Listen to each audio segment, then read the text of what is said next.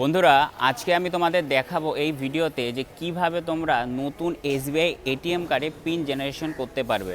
যারা জানে তারা জানে, আর যারা জানে না আশা করি এই ভিডিওটা তাদের জন্য খুব উপকারে লাগবে। আর নতুন এসবিআই এটিএম কার্ডের পিন জেনারেশন করতে গেলে কিন্তু তোমাদের এসবিআইয়ের এটিএমেরই দরকার পড়বে। আর আমি এখন এসবিআই এটিএমের সামনে রয়েছি, তো চলো আজকে আমি তোমাদের দেখাবো কিভাবে নতুন এটিএম কার্ডে তোমরা পিন জেনারেশন করতে পারবে। তো এই হচ্ছে তোমার এসবিআই এটিএম, তোমাদের দেখায়। তোমাদের যেটা ফার্স্ট করতে হবে সেটা হচ্ছে এই এটিএম কার্ডটা এর ভেতরে তোমাদের ঢুকিয়ে দিতে হবে। এই যে ঢুকিয়ে দিলাম, একটু ওয়েট করবে, তাড়াহুড়া করার কোনো দরকার নেই এখানে। আচ্ছা, আমি ডোমেস্টিক দিলাম। তাড়াহুড়া কোনো করবে না, আস্তে ধীরে মাথা ঠান্ডা করে পিন জেনারেশন করবে, ঠিক আছে? আমি তোমাদের স্টেপ বাই স্টেপ দেখিয়ে দিচ্ছি যে কীভাবে তোমরা নতুন এটিএম কার্ডে পিন জেনারেশন করবে। এখানে ল্যাঙ্গুয়েজ চলে এসছে, আমি ইংলিশ ল্যাঙ্গুয়েজ দিই। তারপরে দেখো এখানে অনেক কটা অপশান আছে, যেটা তোমাদের করতে হবে সেটা হচ্ছে এই সেট পিনের ওপর ক্লিক করতে হবে। এখানে আমার অ্যাকাউন্ট নাম্বারটা লাগবে, তো আমি এখানে টাইপ করি।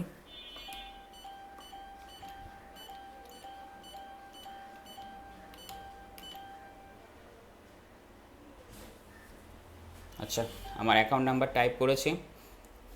একেবারে ধীরে সুস্থে এই কাজটা করবে, ওয়েট করতে হবে। আচ্ছা, check OTP your registration mobile number.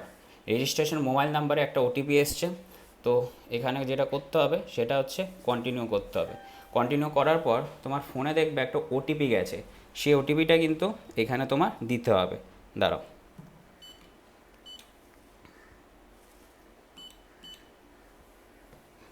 ওটিপিটা দিয়ে দিয়েছি এখানে, ওয়েট করতে হবে। আচ্ছা, এবার দিয়েছে please enter your new pin. এবার আমি নতুন পিন দেব।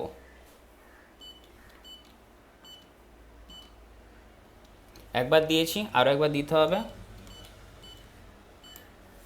এই দিয়ে দিলাম। তোমাদের পছন্দের মতন যে পিন আছে সেই পিনটা এখানে দিয়ে দেবে। ট্রানজ্যাকশান কমপ্লিট হয়ে গেল। এবার এটিএম কার্ডটা আমাকে বের করে নিতে হবে, তার ওয়েট করি। ধীরে সুস্থে কাজটা করবে, কোনো তাড়াহুড়া নেই। হয়ে গেল, আমি এটিএমটা বের করে নিলাম। এবার কথা হচ্ছে যে পিন যে আমি যে নতুন যে পিনটা দিলাম সেটা চেঞ্জ করলাম, সেটা বুঝবো কী করে যে আমার আদৌ পিনটা চেঞ্জ হয়েছে কি না? তো তার জন্য যেটা করব, আমি আবারও এটিএম কার্ডটা এর মধ্যে আমি ঢুকিয়ে দিলাম। আমি টাকা তুলব না, আমি মিনি স্টেটমেন্ট চেক করে তোমাদের বলছি। ডোমেস্টিকে করলাম, প্লিজ ওয়েট। একেবারে ধীরে সুস্থে কাজটা করবে, তাড়াহুড়ার কোনো দরকার নেই। তার কারণ তাড়াহুড়া করবে তো ব্যাংকে দৌড়াবে। ইংলিশ হয়ে গেল। আচ্ছা, এবার এখানে উইথড্রল আছে, তবে আমি টাকা তুলব না, ব্যাংকিংয়ে যাব। ব্যাংকিংয়ে যাওয়ার পর মিনি স্টেটমেন্ট আছে, সেটার উপর ক্লিক করব। ক্লিক করলাম। এবার এখানে 10 থেকে 99 যেটা দিয়ে দিলাম আমি, যেমন 55 দিয়ে দিলাম, হয়ে গেল। ইয়েস করলাম।